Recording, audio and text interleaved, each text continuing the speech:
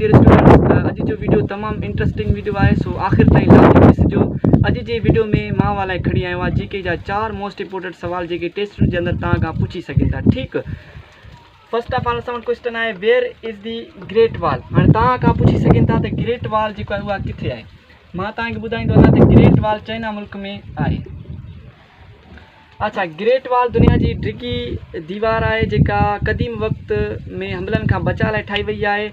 अटकल उन जी जेका ड्रेग आहे तक़रीबन 21,196 किलोमीटर आहे। ठीकु, ॿियो नंबर असां वटि क्वेश्चन आहे, विच कंट्री इन्वेंटेड पेपर, यानी कहिड़ो मुल्क जेको आहे कागज़ ईजाद कयो। सो इन जो आंसर आहे चाइना।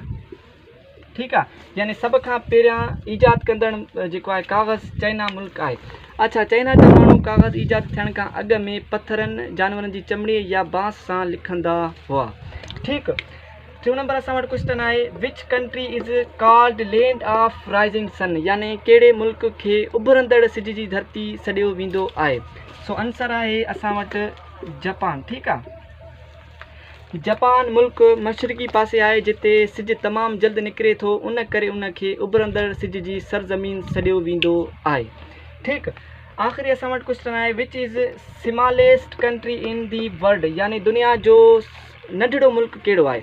सो दुनिया जो नंढड़ो मुल्क आहे वेटिकन सिटी। Vatican city.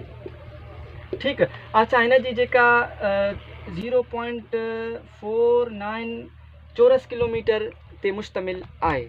अगरि वीडियो तव्हांखे सुठो लॻे त लाइक कमेंट शेयर ज़रूरु कजो।